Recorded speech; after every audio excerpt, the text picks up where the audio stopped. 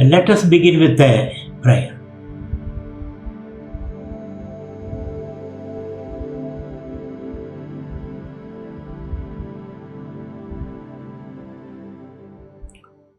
Om Namaste Astu Bhagavan Vishveshwaraya Mahadevaya Trayambakaya Tripurantakaya Trikalagnikalaya Kalagnirudraya Neelakantaya Mrityunjayaya Sarveshwaraya Sadashivaya Shriman Mahadevaya Namaha. Shriman Mahadevaya Namaha. We meditate on the three-eyed Shiva. Two eyes are open to the material world, and one eye is open to the spiritual, the transcendent.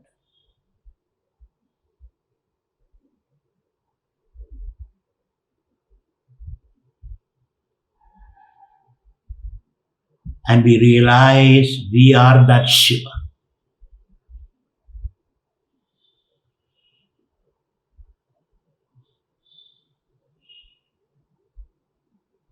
So Shiva is the union of matter and spirit, consciousness and matter.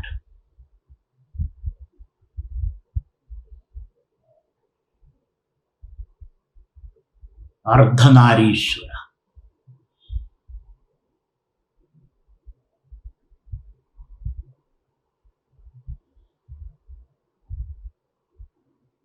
Om Shanti, Shanti, Shanti. Peace be, peace be, peace be. Now open your eyes. So the title of today's talk, this is the last talk on Brahman. And which will be followed by another 5 talks on karma. So Brahman is the central theme in the Hindu culture and civilization, Hindu spiritual culture, central theme. And the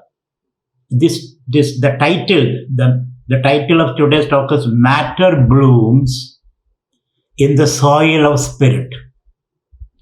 Does it make any sense to you? Matter blooms in the soil of spirit. I got the inspiration for this title from my ashram in Kalamazoo. There in summer, the months of June and July, I find our lawn is full of these little blue lilies. They carpet the whole lawn. We enjoy it. They bloom overnight. And after 2-3 weeks, they disappear. Again, they appear. Again, they disappear. Every year, they appear and disappear. And there is a lot of beauty, immense beauty watching that. So I compare the material world which you are experiencing, including this solar system, the galaxies, and trillions and trillions of stars and all that. That's the material world we are talking about. As well as the inner world of emotions, thoughts, frustrations, anger, jealousy, violence, greed. So that inner world and the outer world. All these are called the material world, the mental and the material. One is subtle matter, the other is gross mind. The world outside is gross mind and world inside is subtle matter. So when I say the material world, I have all this in our mind, in my mind. And that should be your understanding also. So this entire material world blooms from the spiritual consciousness and fades. It blooms, it radiates beauty, it creates experiences, and then it collapses into that. In the modern language, you can say the Big Bang and the Big Crunch. That's the modern language. Or O. A-O-M. Or Shiva's dance, another way of putting it. When Shiva dances, the world blooms. When Shiva becomes quiet, the world disappears. Look at the beauty of that. One of the famous book called The Power of Physics has this Shiva's picture on the cover page. Shiva dancing in the sun. Shiva's hair, spreading all over. Energy radiating. So this is the idea of the matter blooms in the soil of spirit. And then it fades also. So this idea is what Vedanta is all about. So the material world is called MITHYA in Vedanta. Why it is called a MITHYA? It appears and disappears. That is why it is called MITHYA. The definition of MITHYA is that which appears momentary. It is momentary. All our experiences are momentary. Even this experience which you are having is momentary. In many ways. After 1 hour it will be over. Momentary. And you listen only spasmodically. Half what I say you understand, half you don't understand, and in between you misunderstand. Then you say, I don't understand. Isn't it? So therefore it is myth. So gale satyevad badi prabodhe asad bhave. It comes and goes. In the Western tradition also you have got this idea of momentariness. Heraclitus, one of the greatest Western philosophers, Greek philosopher. His name is Heraclitus. He said the world is mithya. He didn't use that word, that is a Sanskrit word. He used the word is momentary. It comes and goes, including our body. It appears and goes. And they say every 6 hours, 60% of the atom which constitute your body migrates. And it becomes the body of your neighbor's body or your enemy. 60% of the atom which constitute your body, every 6 hours, maybe 6 months, it migrates and becomes the body of your enemy. And your enemy's atom come and migrates and become your body. That kind of things are going on. So this is called the momentariness. Things are constantly changing. Anything with a form. With a form and properties and functions fall into this category of momentariness. So this has to be understood. This is called matter or maya, another word used in Sanskritam. Maya, which can be measured. Everything can be measured because they have got a boundary. They have got a weight and property and shape and all that. Even your thought has got a shape. They also have got a form. They also are momentary. Your jealousy is momentary. Your anger is momentary. Isn't it? When you see your enemy, you are angry. When you see your friend, you are loving, caring. What a beautiful person. So we have to understand this has to go very deep into our system. The idea of mithya, the idea of momentariness. At the same time, this mithya, this changing world must have a satya, the adhishthana. Nityayaha satyabhekshadvam asti. The mithya, this changing world, cannot exist without something which is changeless. Like a movie, the movie need a white background. So that is called the metaphysical truth or transcendental truth. So in our experience, we find you are, as an experiencer, you see the world. But the experience is a limited experiencer. And the limited experiencer seeing the world. So as a limited experiencer, you are a small I. When you say I, you are a small I, because your world is very limited. My world is limited. Together we create an objective world. Isn't it? We create an interpersonal, objective, empirical world. For this table is real for both of us. But the table in my mind is only real for me, not for you. Isn't it? So there is an interpersonal, empirical, objective world. There's a personal, subjective world. And then beyond this is the transcendental. That is why I started this talk with the Shiva's imagery. The two eyes looking at the world, the dualistic, and the one eye, the third eye, the transcendent. So this is the idea of Satya and Mithya. So this Satya means which is constant, which is changeless, which is infinite, and which is Brahman. We have identified it as Brahman. And what is that Brahman? How do you experience that? You search your eye, that I experience.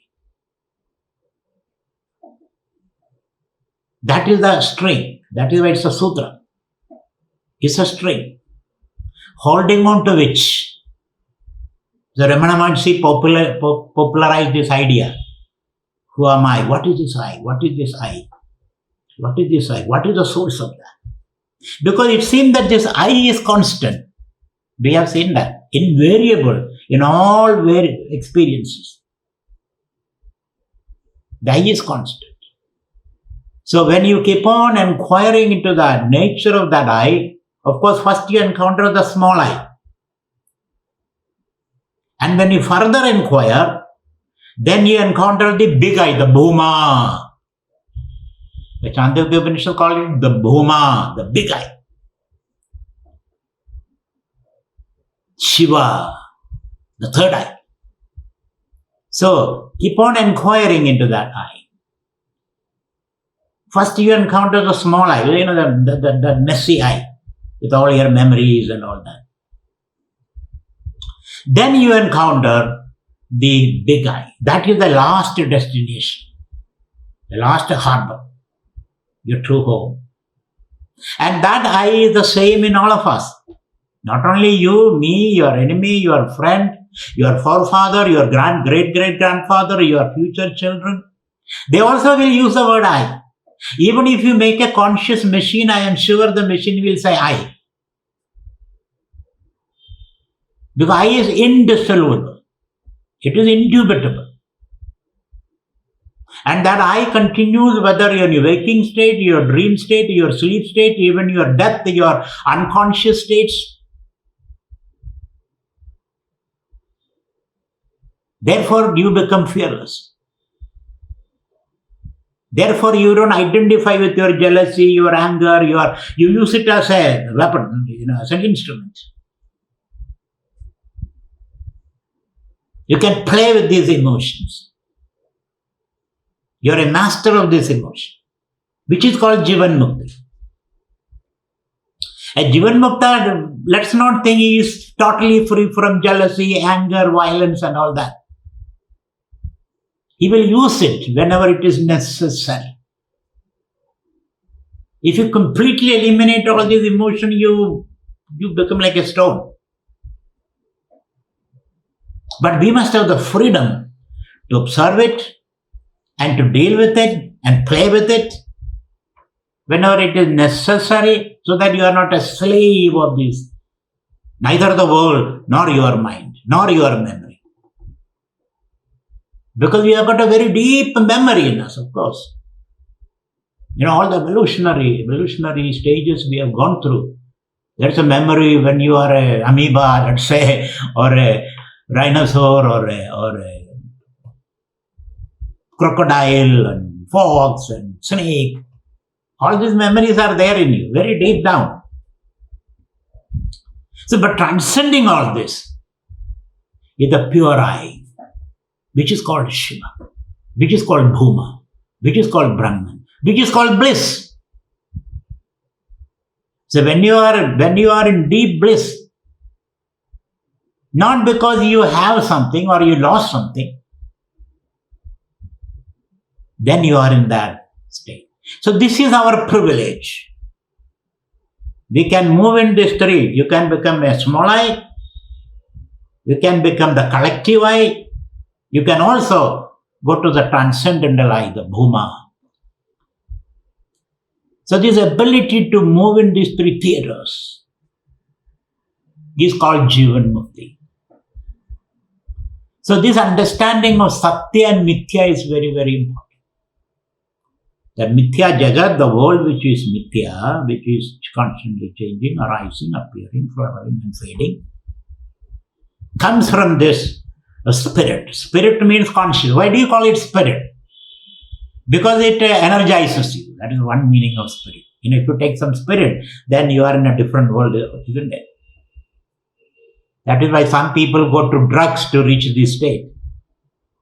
But when the drugs effect wears away, then you come back. You come back with a thud. So we are not going that path. We are going the path of the meditation, the Upanishad path. The other path will take you, then bring you down. This path will take you and keep you there. So this idea of the material world blooms in the soil, spirit, and it shines, radiates that energy. Then it collapses. Then again it blooms. This idea is very, very important in understanding to be a Jivan Mukta. Jivan Mukta means embodied enlightenment or living liberation. That's the meaning of Jivan Mukta. That is what we are promising in that. Nobody else promises that. No other religion, no other philosophy, no other discipline promises the Jivan Mukti. Jivan Mukti. And that Jivan Mukti, which is a lasting experience, Tadgatva Nanivartande, reaching where you don't return. There is no return. Why there is no return? As he said, Bodham Bodham Prati. Behind every thought, you understand this light of consciousness is there. Bodham Bodham. So no thought can displace you from this experience. Because every thought is illuminated in that consciousness. No worldly experience can take you away from this experience. Because all this worldly experience is again illumined in this consciousness. And that consciousness runs through all your experiences as the foundation, as the illumining light. Please understand, this is very important. This is what we are meditating. So, Advaita Vedanta doesn't want you to run away from the world or not to have any thought. Some people say, don't have any thought. If you don't have any thought, you become a thoughtless person. That's it. An idiot. That is not what we want. We don't want to be idiots. Let thoughts be there. Let these flowers bloom and fade. And you are the soil in which all this. So it is not a thoughtless state. It is not a state where there is no world. But it's a state where you understand the thought and the world, they are mutually dependent, and this thought and world are nothing but its appearance and disappear. In the West also there is a philosopher who wrote a book called Reality and Appearance. I am sure he borrowed from This Advaita, because he wrote it maybe in the last century, and this Advaita vision was there since centuries, since millennia. So this understanding, Satya. So Advaita Vedanta is not against the world, please understand. It is not asking you to run away from the world. It is asking you to be in the world, deal with the world, and make the world an opportunity to explore and express your potentialities. What is your potentiality? For happiness, bliss, for creativity. So be in the world, interact with the world. Like even if you want to learn swimming, you have to jump into the ocean or the swimming pool. Don't say that I will first learn swimming, then jump into the swimming pool. That way you will never learn swimming. The power of that ability is there within you, but it can be manifested only when you interact with the world. That's why the Advaita Vedanta does not say there is no world. Advaita Vedanta says only that the world is appearance and disappear. It's MITHYA. That word is to be very, very clear to you. That word you have to put it in your brain. The word MITHYA. MITHYA means momentary, keep on change. But behind it is the real, which is called Brahma or Bhuma, which is your nature, which is bliss. So your every encounter with the world become an opportunity for you to explore and express your potential. I repeat it again and again, so that you don't hate the world. So don't you take your enemy as a challenge, your neighbor as a challenge to you, as an opportunity to go deep into. So you can embrace the whole world. You don't have to wipe out the world, which is not possible anyway. So this idea has to go deep into us. So initially we may sit on a mat and meditate, try to watch your thoughts, your breath, and your intentions, so that you develop that depth. And once you have developed the depth and touched your base, your being, then you understand that the world is only a play. I can be the player in the world, not a fighter, not a warrior, or even a warrior, but a person who enjoys, appreciates the meaning of every happening in your life. Sometimes we feel this is meaningless. Now you understand it is all meaningful. So when we say the MITHYA, your body also is part of the MITHYA, please understand. That also appears in itself. So one has to, so the final experience of this understanding is fearlessness, which I have repeated again and again. So when you are totally fearless, you can embrace even the prospects of death. One thing we have to do, prepare for the final exit. That also is very important. Am I prepared for that? You can postpone it as much as you can, but prepare for that. So there is no fear of you losing anything, or there is no fear of having something which you don't like. You're always in that state. So this Jivan Mukti is our final destination. This is our demand. I must be a Jivan Mukta, living enlightened. So I hope these 5 days of 5 lectures have taken you to that understanding that I am finally, you say, how do you express that understanding? I am Shiva, Shivoham. Not I am Shava, I am Shiva. or Aham Brahmasmi. Which the Guru said, Tattvamasi, you are that. When you say you are that, you don't look around and see what does he mean. Don't look around. Or look up 360 degree around. So it is expressed as, so please keep repeating every day in the morning. Aham Brahmasmi Shivoham.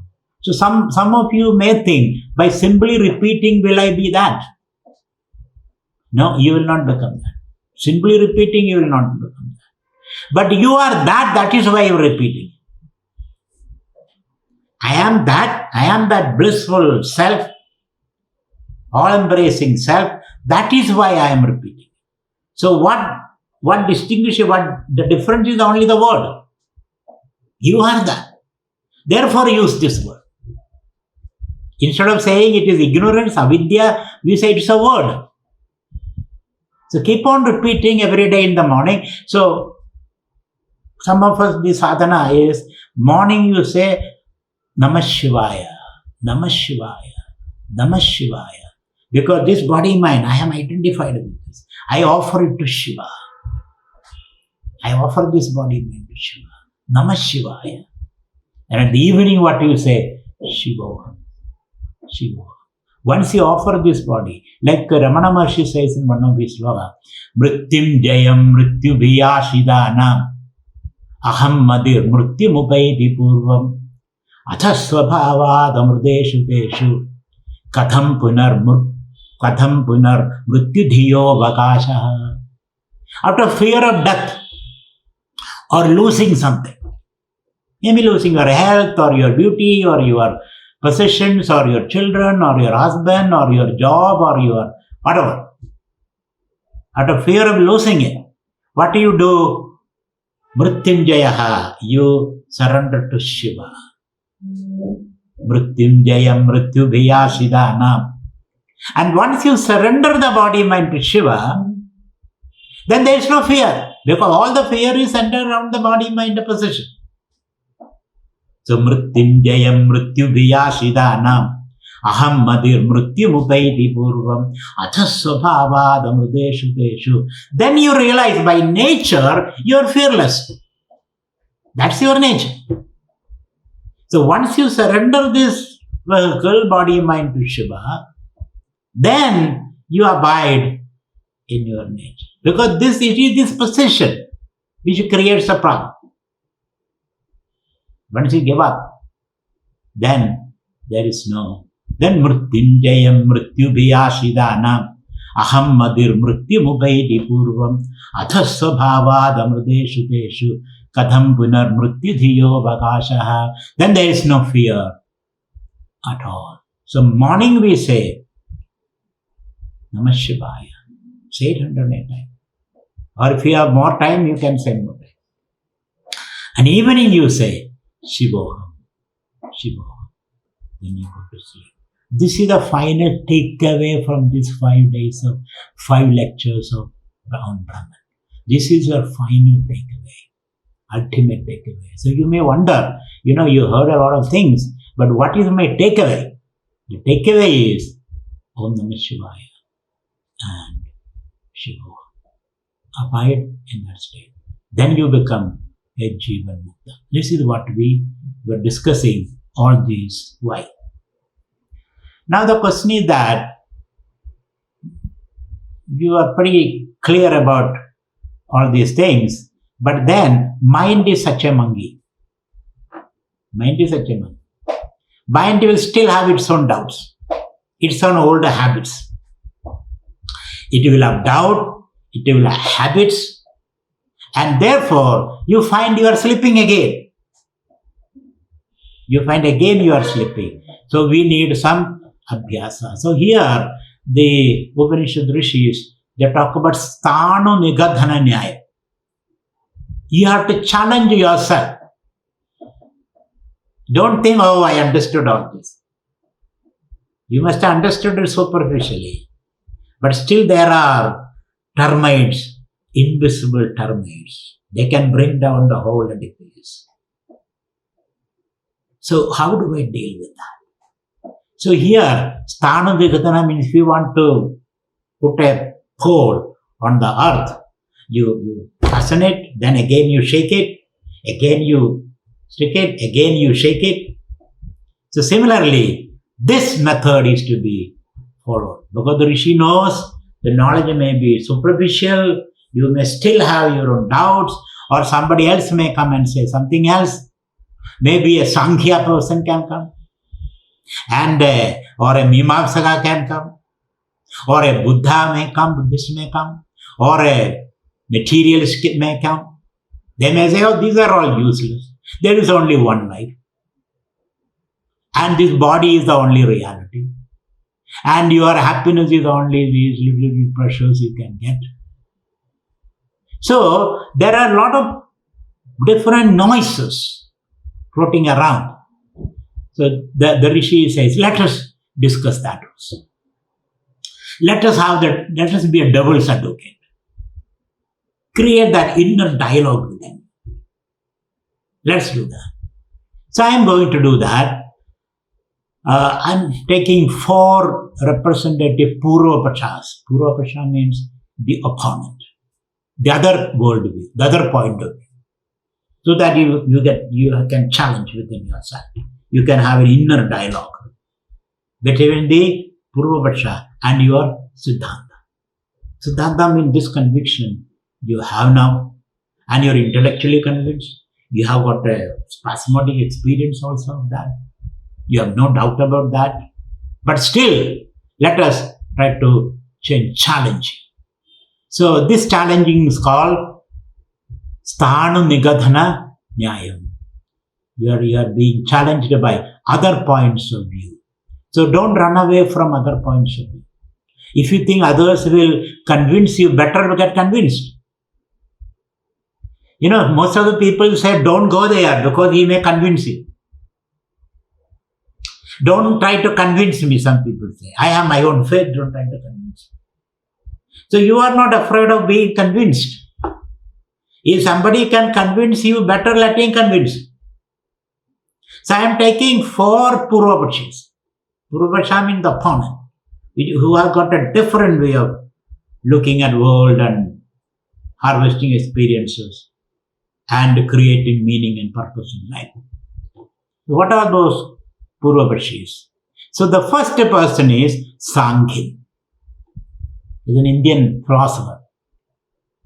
Because India has got all kind of philosophers. You don't have to go to Greece or China or anything. All those are here itself. So one person is Sankhya. The Sankhya says you are absolutely wrong. Whatever you said, so far I listened to you. Don't think this is because I listened to you with the respect. Don't think I am convinced. I was trying to test your knowledge. And now it is my time to try to convince you. I tell you, you said everything is one. There is only one consciousness, timeless, spaceless. And that consciousness appears as the world. And that consciousness is pure bliss. So everything is pure bliss. So therefore be blissful. This is what you said. So I question your ontology. I question your conviction. Actually, there are 2 things. There are 2 things, like man and woman. There are 2 things in this world, the positive and the negative. What are those 2 things according to Sankhya? So earlier we understood there are only one thing, and we are convinced about that. Now this opponent comes and says there are 2 things. What are the 2 things? Purusha and Prakriti. It looks a little logical. It looks logical because there is a Purusha. Purusha means self in me. And the Prakriti, my body, the world outside. My mind, my intellect.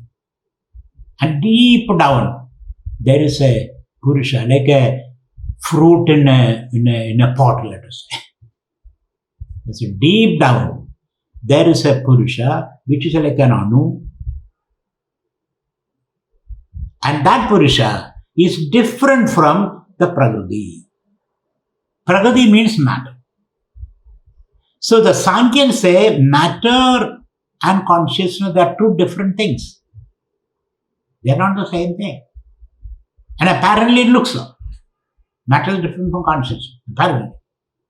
And you are easily convinced. Because when I say something which you are already, if I support your thought, then you agree with me, isn't it? See, it looks that there are two things, matter and consciousness, and they have different properties. Matter is inert, jadam, consciousness is sentient. How can they be the same? They cannot be the same. There are different things. So one is Prakriti, the other is Purusha. And how many Purushas are there? Many Purushas. You said there is only one big eye, Bhuma, isn't it? From which all of we have this small eyes. So there are many Purushas. The self in you is different from me, from my neighbors. That is why our experiences differ. Our experiences differ. Now, you have a toothache, I don't have the toothache. If you all are the same, your toothache must be my toothache, isn't it? Luckily, I am different from you. Myself is different from you. Your toothache is not my toothache. You lost a son and you are suffering, but I don't suffer. From this practical, Sankhyaans are very practical. Sankhyaans said, there is one Prakriti. The whole Prakriti I can reduce into one. Because they are all Panchabhutas, Trigunas, and the Triguna in a Samya Avastha is Prakriti.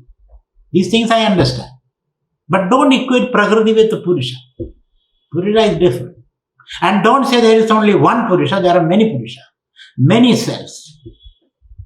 Because experiences differ. Are you convinced now? Are you convinced about the Sankhyan? It looks.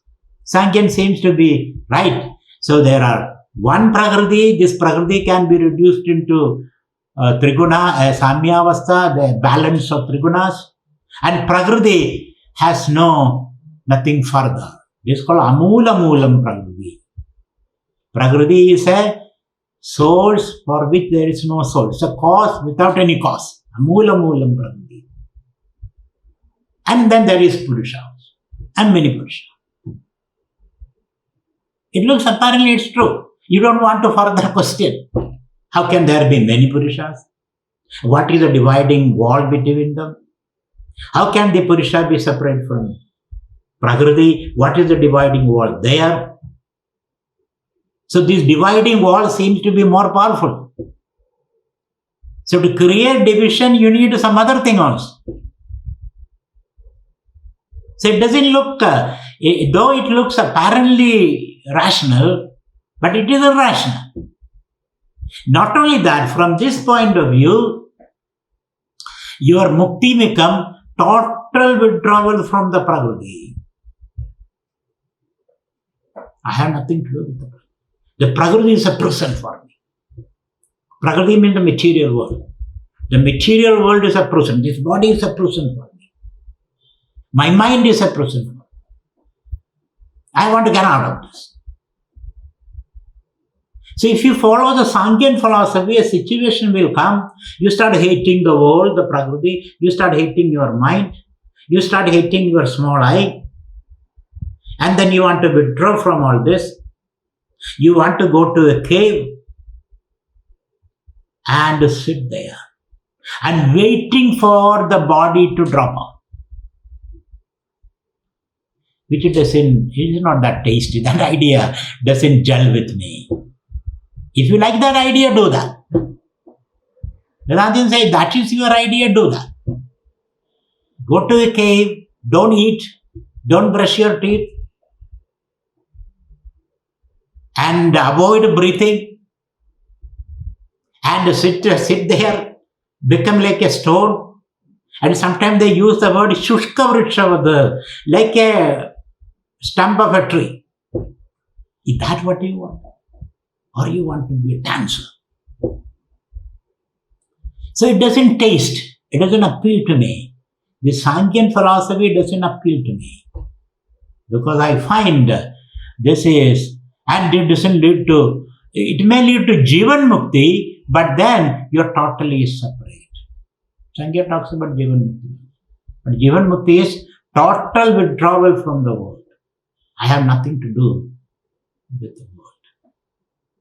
And I want to be that small Purusha in my little cave. Nothing to do with the world or mind. And because you think the world is real, absolutely real. Please understand.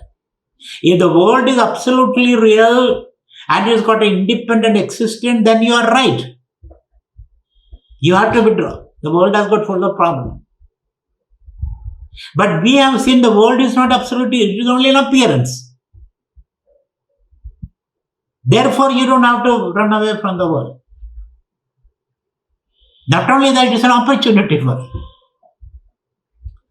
So this Sankhyan idea that I have to completely withdraw from the world, or from my mind, or from my little self, and sit in a cave is not appealing to you. Somehow it may be appealing to some of you, but that's not the real freedom that we are talking. It is living in fear of the Prakriti. The Prakriti is threatening, violating you. So I want to run away. So Vedanta does not approve of that. You don't have to run away. It's something like a children, they're afraid of movies. Children, they're afraid of their own shadow, isn't it? Some children are afraid of their own shadow. Oh, mommy, this shadow. Mommy said, this is your own shadow. Don't be afraid. Enjoy it. Enjoy it. Or children are afraid of movies because when lion jumps on the three-dimensional movie, the child ducks under the mother's legs, isn't it? The child runs, he's afraid. But once you know it's only a three-dimensional movie, it's not absolutely real. It is real when you experience it.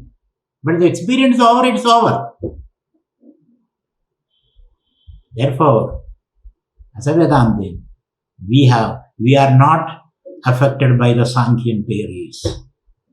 Our theory is better, deeper, comprehensive, and fun. Other theory is not appealing to me. Because once you taste the fruit of Vedanta, this is a bitter fruit. It's a fruit. It may have some nourishment, but it is bitter. I don't want to taste that bitter. So therefore, Sankhyan is out. We are not. Though Sankhyan has some explanation for the material world, Trigunas and Panchabhutas and the rest of the story, I accept. Rest of the story. But the last stage, from Triguna, you give it an independent existence, which I cannot accept. The Triguna is only an appearance of Brahman. It is only a disturbance in Brahman. It is a self-generated play of Brahman. That's what I accept. And you can experience it in life. How the mind plays with Trigunas. So, the Sankhyan is floored there. Sankhyan, you sit there. I may need you in certain situations, but you have got your place. Vedantin don't reject anybody. He don't reject anybody. Vedantin says everybody has got their own place. And Vedantin is a space where everybody has got a place. Sankhyan has got a place, and ritualism has got a place. Worship has got a place. Charity has got a place. Everything has got a place. Nothing is rejected. But everything is put in its place. So this is such a encompassing, all-embracing vision that we are talking about. So Sankhyan has to be understood. It's a dualistic philosophy. Most of the Western religions are dualistic. God and self and world, etc. So that's following the Sankhyan metaphysics. So we are rejecting that idea. And not only that, life becomes very bare and barren. as a result of that, which is not acceptable to us. Look at Krishna, Lord Krishna, dressing and then peacock feather and the blue body, yellow robes, and then dancing with the gopis and playing mischief and all. That is the kind of life I want. Isn't it? So therefore, I'm not for this. Or Shiva, dances and all that. Shiva can be angry also sometimes. When Sati jumped into the fire, Shiva got angry and then he destroyed his anger. Engulfed for the whole world. So that's the kind of full, rich life, nested life that I want. You should be very clear about what you want. Because the pramana depends upon the prameya, your demand. Don't lower your demand. You must have the highest demand. Don't lower it.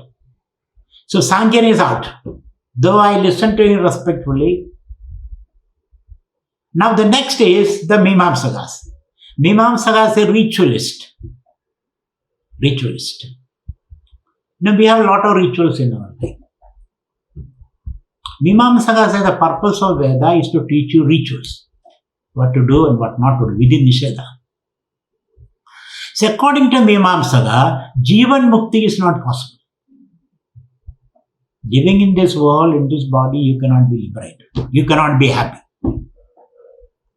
Happiness is only when you drop this body, Videha Mukti. When you drop this body, you may reach heaven or Brahmaloka or whatever. So Mimamsakas deny the status of Jivan Mukti. Living liberation is not possible. So what should I do? So their prescription is for liberation. You cannot have a liberation now. You have a lot of karmas in your account. You have to pay back all that. There is Sanchita karma, Prarabdha karma, Agami karma. So therefore, Mimamsaka say you have to do certain karmas, which is called Nitya Naimittika karmas. Nitya Naimittika karma means as a human being, you are required. This is your duty, categorical imperative, as they say. Your duty to do certain karma. What is that duty? Every day morning you have to do Agnihotra. Or some puja or some namaskar or whatever. Just to maintain the body in a healthy condition. Which we appreciate. We don't say it's not necessary. So do Nitya Naimittika karmas so that you can avoid Pratyavaya. Pratyavaya is a technical term. Pratyavaya is a term which you don't do, you will incur sin. If you do, you get nothing. Certain things are there. Certain karmas you do, if you don't do, you get a punishment. If you do, you get no appreciation. Then karmas are there. Like a cook, when you cook and give it to your husband or your children. They don't appreciate because this is your duty, they will say. This is your duty. They don't appreciate you. They don't say everything, this is good sambar, good jalebi and all that. They don't say that. But if you don't do, my God, they will come on your head, isn't it? So there are certain karmas which are obligatory karmas, which is a nitya karma, naimitya karma. Nitya means occasionally also you have to do certain things. As the season changes, certain things have to be done. So do nitya naimitya karma and avoid the pitfall of pratyavaya. Pratyavaya means punishment. If you don't do nitya naimitya karma, you have to go to hell according to it. Which is true. If you don't do every day some exercise, you will go to hell. If you don't, certain karmas we have to do as a human being just to maintain the system. Every day you have to clean your house. Every day. Every day you have to take a bath, brush your teeth. These are all nitya karmas. So just to maintain the system. Appreciate. So do nitya naimitya karma and don't do any kami karmas. Kami karma means self-centered, desire-prompted karmas. Don't do that. Meaning don't do any karma other than nitya karma. We have a lot of desires. Don't go according to those desires. Because those desires will create more problem for you. So avoid all desire-prompted karmas, which is a big task, isn't it? Then you will not be even able to stand up from there. Avoid all the kami karmas, desire-prompted karmas. Not enough. Then you have to do upasanas. Upasana means various focusing on the breath and all that upasanas to burn your sanchita karma, the past karmas. The past karmas have to be burned down, put on a bonfire. The past karma is sitting on you, in your brain, in your body, has a lot of memories.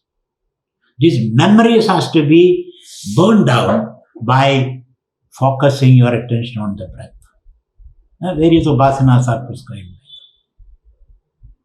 Before I came to this lecture, I was focusing on my breath for half an hour. Sometimes you may have to do that, so that you gather your mind. So do that, and then you can reduce the weight, the load of sanchita karma, past karmas. Then what else you have to do? Then you are endure the prarabdha karma. Whatever you are suffering now, just bite your teeth and endure it.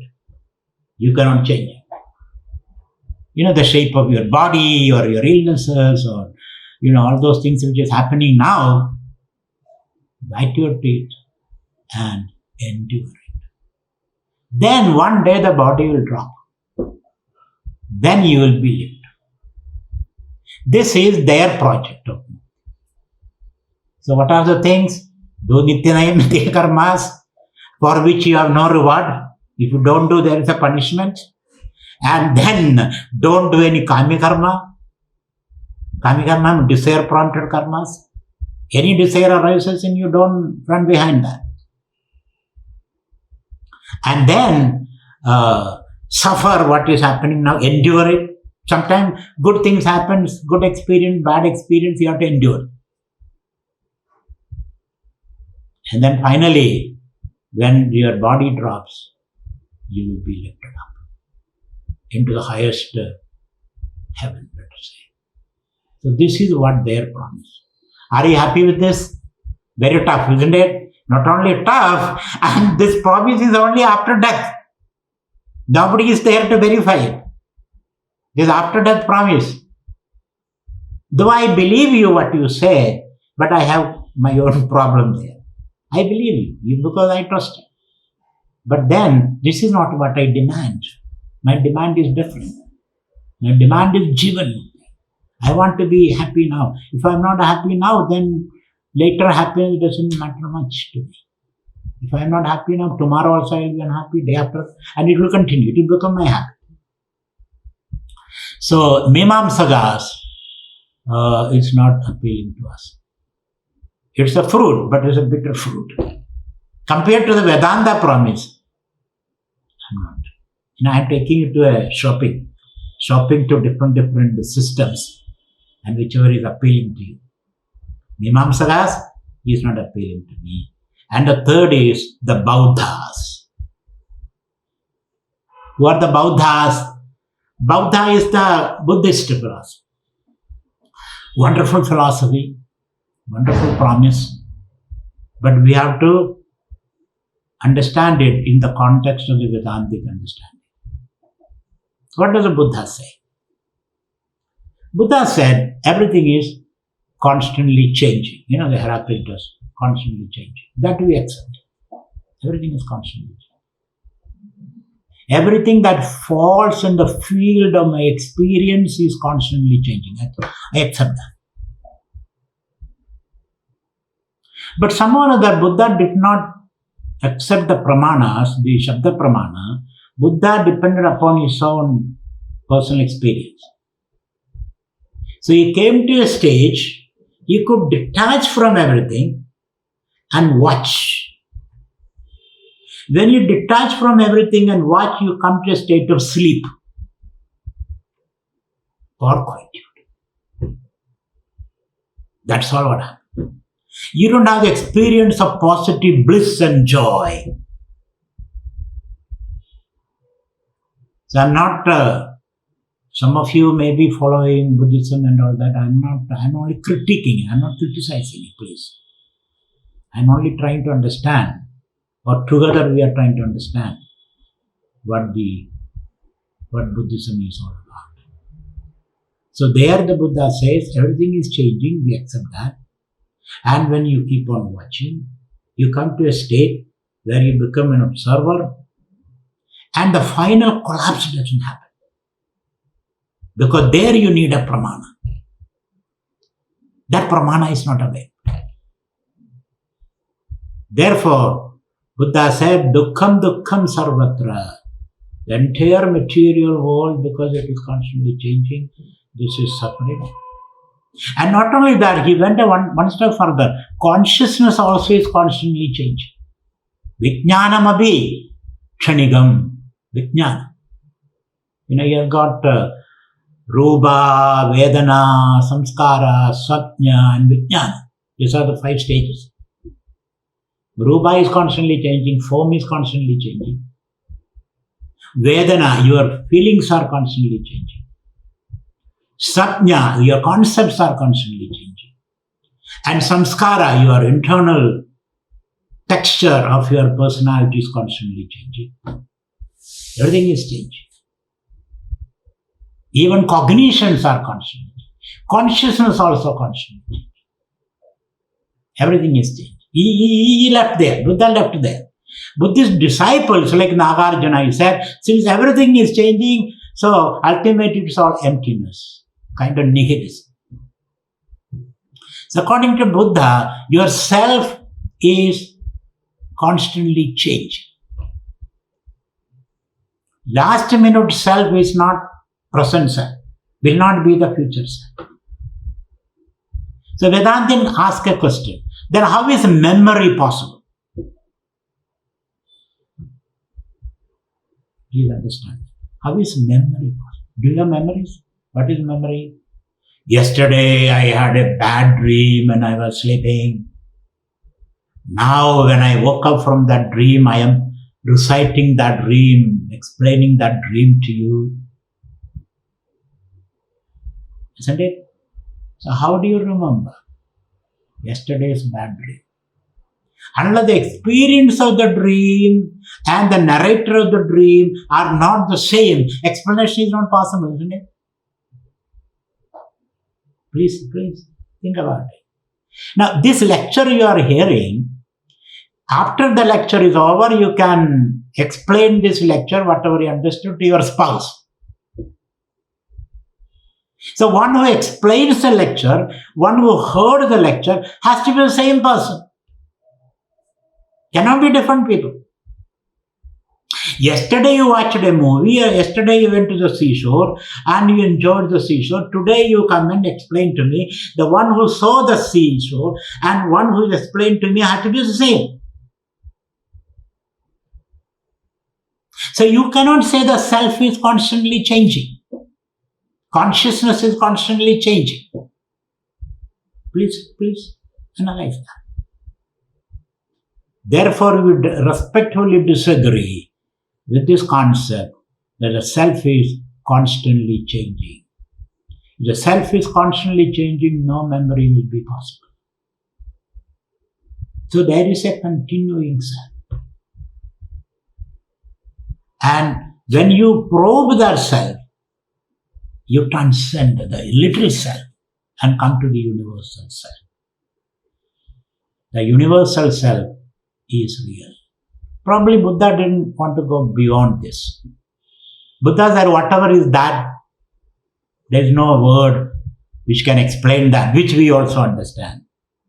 So beyond this momentary, little self and all of experiences, there is something beyond, but I have no words to explain that. So that is how we have to understand Buddhism.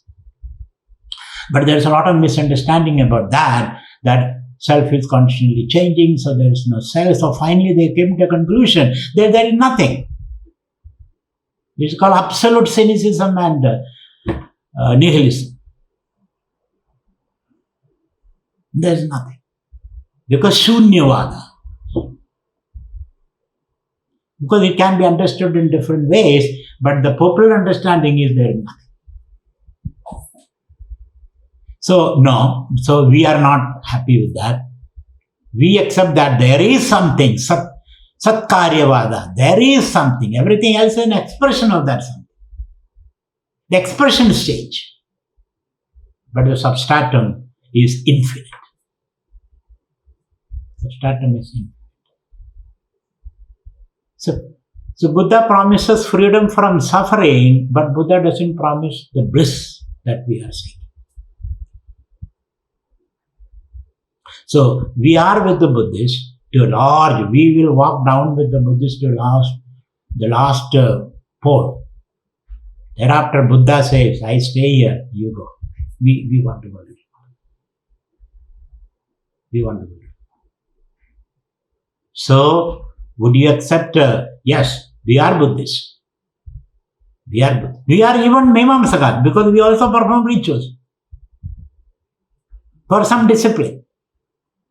We also are Sankhyans because we understand the Trigunas, Panchabhutas and all that.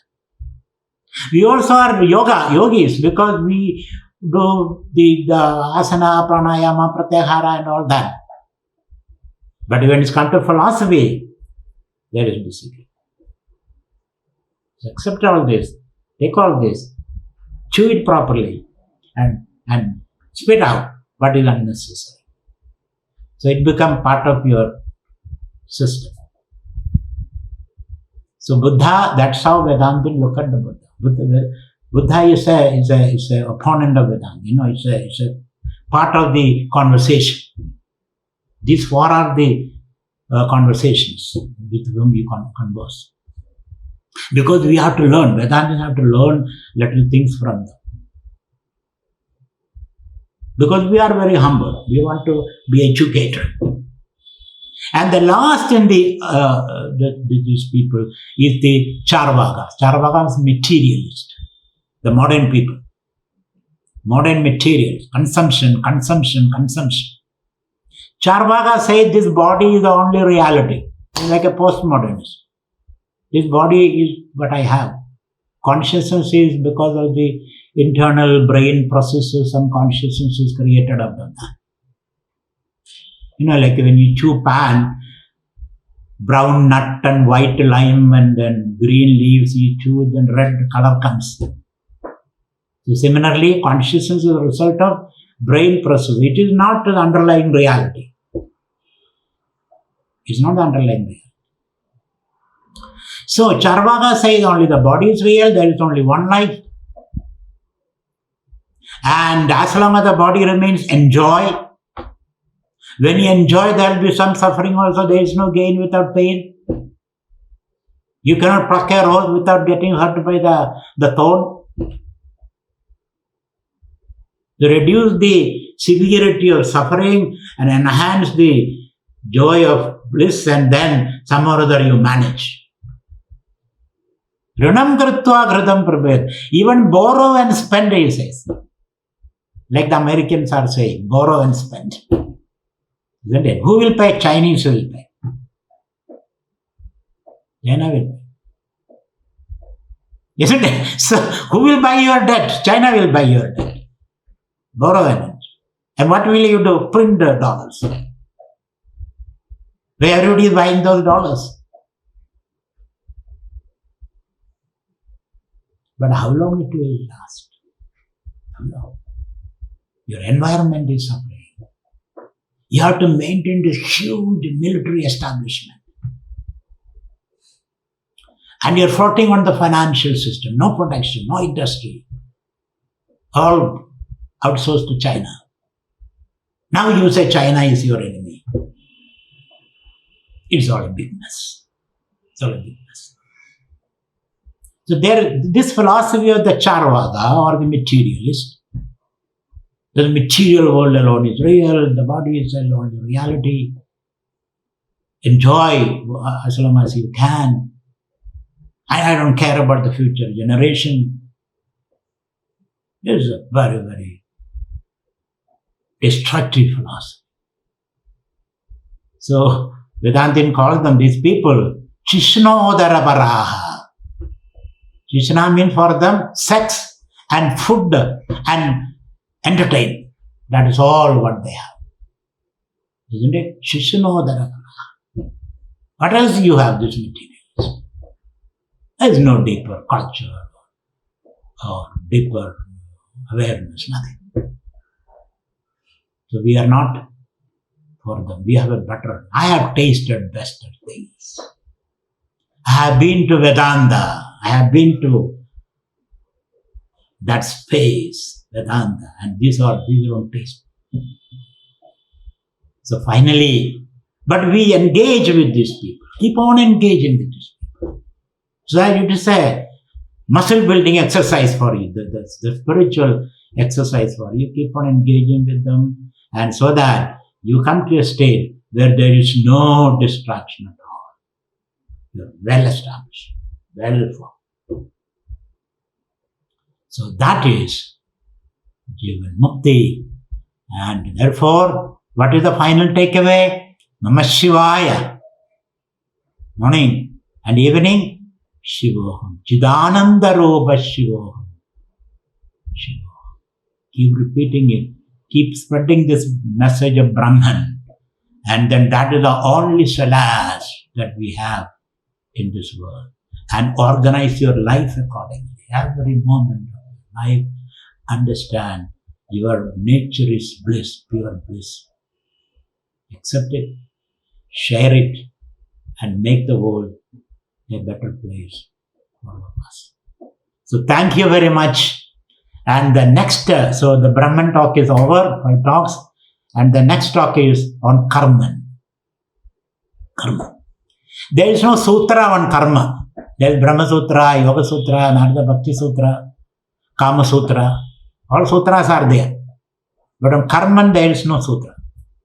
So I have to create some sutras for karma. Karma, what is the question that we ask? In the Dharma, the question was, what should I do? In Brahman, the question was, what should I be?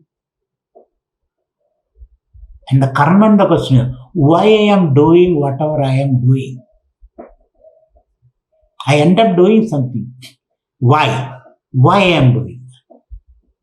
What are the unconscious premises, assumptions, memories, habits, unconscious, which influence my actions?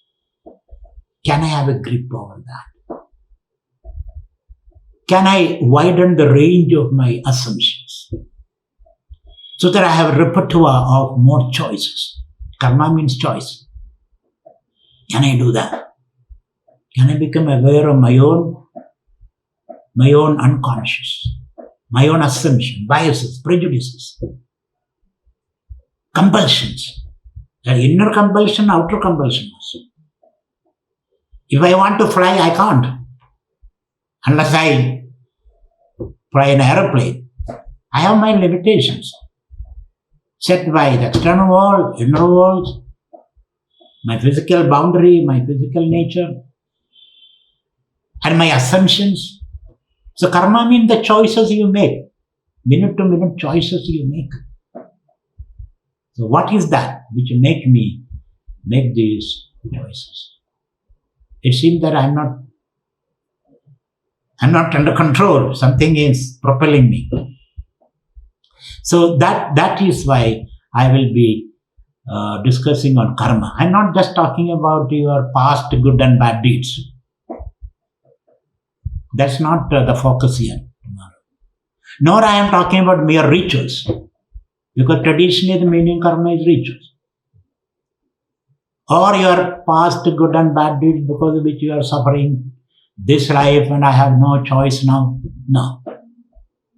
We are trying to understand what are those inner compulsions, biases, prejudices, needs, because of which I make these choices. Can I widen these choices? Can I look at my own assumptions and bring new assumptions? So that's what we will be discussing, our ontological assumptions and epistemological assumptions, and an ethical assumption, aesthetic assumption, and ideological assumption. 5 areas we will be exploring, so that you get a better understanding of your choices, and you can widen the range of your choices and become a versatile person. That's what we are going to do that next year. Thank you very much. We'll see you next Saturday.